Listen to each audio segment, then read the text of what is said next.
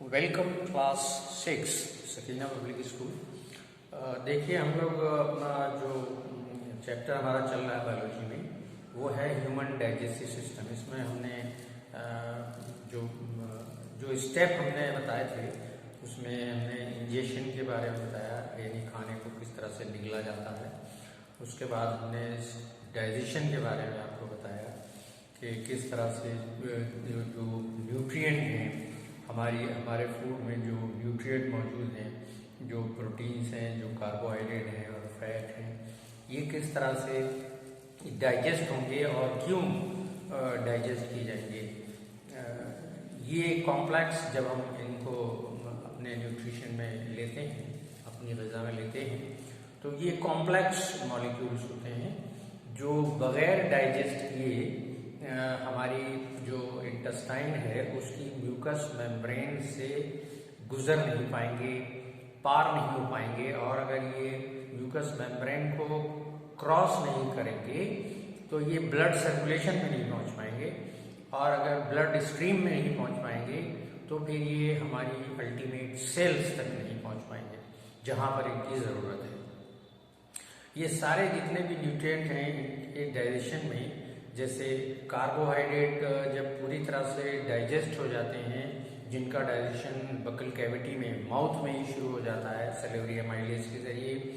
इनका कुछ डाइजेशन जो है स्टमक में होता है, उसके बाद इनका डाइजेशन इंटेस्टाइन में होता है, स्मॉल इंटेस्टाइन में, और स्मॉल इंटेस्टाइन के एंड तक ये फिर अपने अल्टीमेट मॉलिक्यूल्स, यानी वो मॉलिक्यूल्स जो म्यूकस मेम्ब्रेन के ज़रिए एब्जॉर्ब किए जा सकते हैं, उन कंडीशंस में पहुंच जाते हैं। जैसे कार्बोहाइड्रेट ग्लूकोज सिंपलर यानी मोनोसैकेराइड्स में बदल जाएंगे, और प्रोटीन जो है वो अमीनो एसिड्स में बदल जाएंगी, और फैट्स जो हैं वो फैटी एसिड्स और ग्लिसरॉल्स में बदल जाएंगे। और ये वो कंडीशन है न्यूट्रिशन या न्यूट्रिएंट्स की जो एब्जॉर्ब होने में आसान होंगे और ब्लड स्ट्रीम में पहुंच जाएंगे।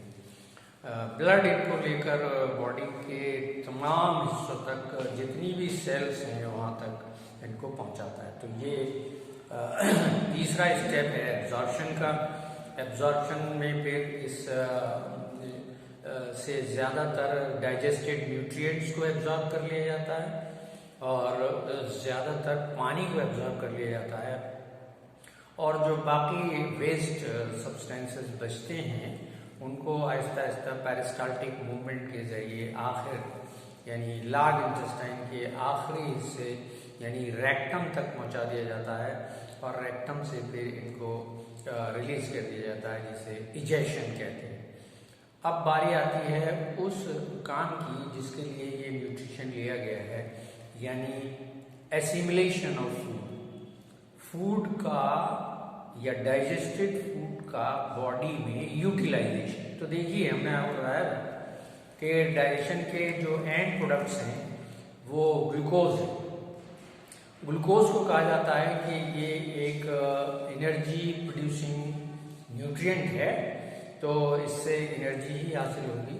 तो अल्टीमेटली हमारी सेल्स तक पहुंचा दिया जाता है ब्लड स्ट्रीमिंग के जरिए। ब्लड स्ट्रीम इसको हर एक सेल तक पहुंचा देती है, और हर एक सेल में इस ग्लूकोज से एनर्जी हासिल करने का अमल होता है, जिसे हम रेस्पिरेशन कहते हैं या ऑक्सीडेशन ऑफ ग्लूकोज कहलाता है। यहाँ पर ब्लड जो है ऑक्सीजन भी पहुंचा देता है, ये दोनों चीज़ें, ग्लूकोज भी पहुंचाया और ऑक्सीजन भी पहुंचाया, इससे ऑक्सीडेशन होगा ग्लूकोज का, और उसके नतीजे में कार्बन डाइऑक्साइड बनेगी, पानी बनेगा और बहुत सी एनर्जी बनेगी। इस एनर्जी को बॉडी ऑर्गेनिज्म अपने तमाम वाइटल फंक्शंस परफॉर्म करने के लिए इस्तेमाल करती है, और ये एनर्जी जो बन के तैयार हुई है, ये एडिनोसिन ट्राइफॉस्फेट, शॉर्ट में कहें तो ATP की शक्ल में सेल में अब ये केमिकल एनर्जी मौजूद है, और इसको सेल के माइटोकॉन्ड्रिया, जिनको हम पावर हाउसेस कहते हैं, माइटोकॉन्ड्रिया में स्टोर कर ली जाती है, और जब भी इसकी ज़रूरत होती है वहीं से हासिल की जाती है। दूसरा जो न्यूट्रिएंट है, उसका एंड प्रोडक्ट है, डाइजेस्टेड एंड प्रोडक्ट है, वो है अमीनो एसिड्स। अमीनो एसिड्स को कहते हैं कि ये बिल्डिंग ब्लॉक्स की तरह हैं। जैसे इनसे हम अपने ज़रूरत के हिसाब से, सेल अपनी ज़रूरत के हिसाब से इनसे नई प्रोटीन्स को बना सकता है। इस नई प्रोटीन को बनाने के दो फायदे हैं, एक तो ग्रोथ और डेवलपमेंट, और एक रिपेयर। बॉडी में कहीं पर कोई टूट होती है तो फिर उसको रिपेयर करने के लिए भी प्रोटीन्स की ज़रूरत पड़ती है। तो अमीनो एसिड्स जो हमारे पास मौजूद हैं, सेल के पास मौजूद हैं, सेल फिर उसे नई प्रोटीन्स की तख्लीक करता है, क्रिएट करता है और अपना काम आगे बढ़ाता है। तीसरी चीज़ है फैटी एसिड्स और ग्लिसरॉल। इनके बारे में कहा गया है कि ये भी एनर्जी प्रोड्यूसिंग सब्सटेंसेस हैं, और इनको अगर ये ज़्यादा हैं, अगर एनर्जी प्रोड्यूसिंग काम ग्लूकोज से हो रहा है तो फिर इनको स्टोर कर लिया जाता है। लेकिन स्टोर करने से पहले इन फैटी एसिड्स और कोलेस्ट्रॉल को फिर से फैट में तब्दील किया जाता है और फिर इनको फैट एडिपोज टिश्यूज़ में जमा कर दिया जाता है। और जब कभी बॉडी में ग्लूकोज जैसी चीज़ की आमद या एंट्री या उसकी ज़रूरत बढ़ जाती है लेकिन वो कम हो जाता है, तो फिर इन फैट्स को तोड़कर भी ग्लूकोज बनाया जा सकता है बॉडी के अंदर। इस तरह से ये इस्तेमाल होता है बॉडी के अंदर। इसी को एसिमिलेशन ऑफ फूड कहते हैं।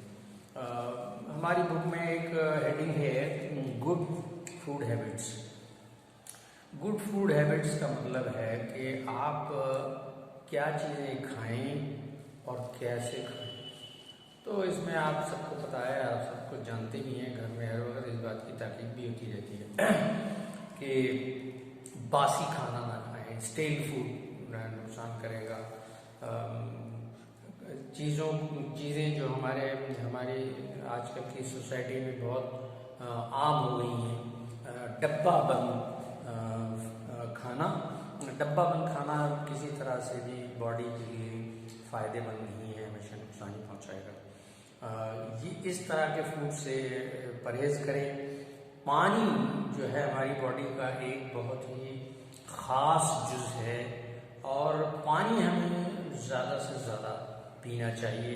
और पानी को ना तो बहुत ठंडा पीना चाहिए, जो लोग बहुत देखा है कि बहुत ठंडा पानी पीने के आदी होती हैं, चाहे मतलब गर्मियों का मौसम हो चाहे सर्दियों का मौसम हो, बग़ैर बर्फीले पानी के बगैर उनका काम नहीं चलेगा। तो ये एक नुकसानदेह हैबिट है। इसी तरह से बहुत ज़्यादा गर्म, कुछ लोग इसके उलट सोचते हैं कि यार खूब गर्मा गर्म पानी पिए सर्दियों में तो बॉडी को बड़ा फ़ायदा पहुँचेगा। तो ऐसा भी नहीं है, ये भी नुकसान करता है। देखिए बॉडी का अपना एक टेम्परेचर है, उसको वो मेंटेन रखती है। अब उसमें अगर हम खौलता हुआ पानी जो है पीने लगेंगे तो उसका अपना सिस्टम ही खराब हो जाएगा, यानी उसका अपना मेंटेनेंस ही बिगड़ जाएगा। कितना मेंटेन करेगी ब्लड तो बॉडी। तो इस तरह से ना तो बहुत गर्म ना बहुत ठंडा, नॉर्मल पानी पीना चाहिए। और हमको फ्रूट्स और वेजिटेबल्स का बहुत ज़्यादा इस्तेमाल करना चाहिए। देखिए अगर हम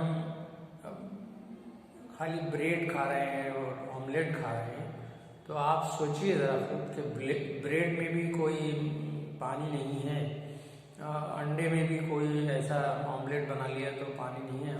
यानी हम बॉडी को मजबूर कर रहे हैं कि वो बगैर पानी के काम चलाए। इसके मुकाबले में अगर हम फल खाएंगे तो हमको एक अच्छी मकदार पानी, हमारी बॉडी आपको पता है हमारी बॉडी जो है 65 to 70% वाटर है। हर चीज़ हर सेल में 65 to 70% वाटर है, बाकी चीज़ें जो हैं 35% है, 30% है। तो हमको वही चीज़ बॉडी में पहुंचानी चाहिए जो उसकी ज़रूरत की है, यानी पानी। यानी पानी हमको बहुत सारे फ्रूट से मिलेगा, हमको वेजिटेबल से मिलेगा। तो इस तरह से हमको अपनी जो फूड हैबिट है वो अच्छी बनानी चाहिए। और हमको एक चीज़ का इस्तेमाल करना चाहिए वो ये है कि हमको जितने भी न्यूट्रिएंट जिस प्रोपोर्शन में, जिसको हम बैलेंस डाइट कहते हैं, उसी प्रोपोर्शन में हमको लेना चाहिए।